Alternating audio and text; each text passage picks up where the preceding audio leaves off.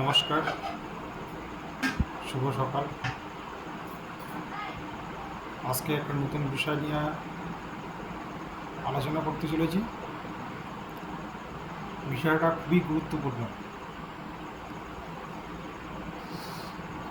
বর্তমান যুব সমাজ যে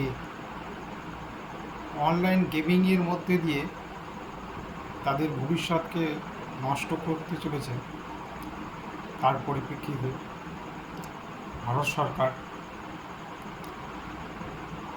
পার্লামেন্টের উভয় কক্ষে বিল এনে যে গেমগুলো যুব সমাজকে বেশিরভাবে ক্ষতিগ্রস্ত করছে সেগুলিকে বন্ধ করে দিয়েছে।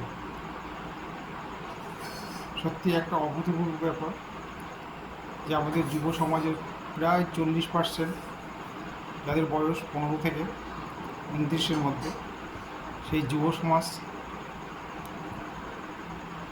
যারা আগামী দিনের ভবিষ্যৎ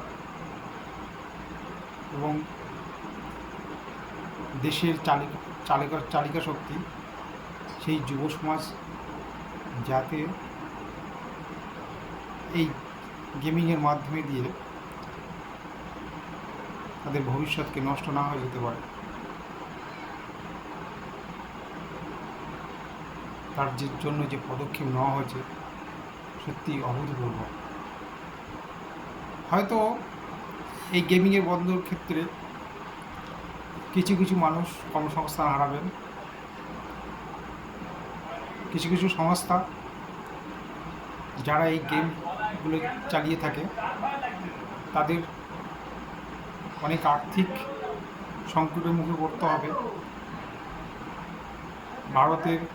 ভারত সরকারের যে জিএসটির মাধ্যমে যে অর্থ আয় হয় প্রায় 10,000 কোটি টাকা পার মান্থ, সেটাও হারাতে হবে। তবু একদিকে যুব সমাজকে একটা দৃঢ়চেতা মানসিকতার দিক থেকে তৈরি করা যাবে।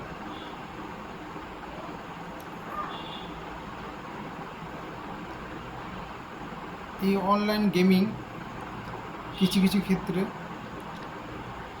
বিশেষ করে যে গেমগুলো যুব সমাজকে মানসিকভাবে বিকাশ করতে সাহায্য করে না, সেগুলো শুধুই ভাগ্যের মাধ্যমে দিয়ে, অপশানের মাধ্যমে দিয়ে যেগুলো চুজ করা হয়। ধরুন লুডো খেলা এর কোনো মানসিকভাবে ব্রেনটাকে কোনো কাজে লাগে না, জাস্ট আমাদের অপশান যা আসবে, ভাগ্য, তার উপর নির্ভর করেই এই গেমটা চলতে থাকে এবং যুব সমাজকে সময়ের পরে সময়, ঘন্টার পরে ঘন্টা তাদেরকে ওই গেমের মধ্যে আটকে রাখে, তাদের অন্যান্য কার্যক্ষমতাকে হ্রাস করে এবং তাদের ভবিষ্যৎকে নষ্ট করে দেয়। তাই এই সমস্ত গেমগুলো বাদ দিয়ে যে সমস্ত গেমগুলো সত্যিকারের মানসিকভাবে বিকাশ করতে সাহায্য করে, সেই গেমগুলো এর মাধ্যমে সেই গেমগুলোকে তেমনভাবে রেস্ট্রিকশন করা হয়নি। সুতরাং যে সমস্ত গেমগুলোই যুব সমাজকে বোকা বানিয়ে দিচ্ছে সেগুলোকে বাদ দেওয়া হয়েছে।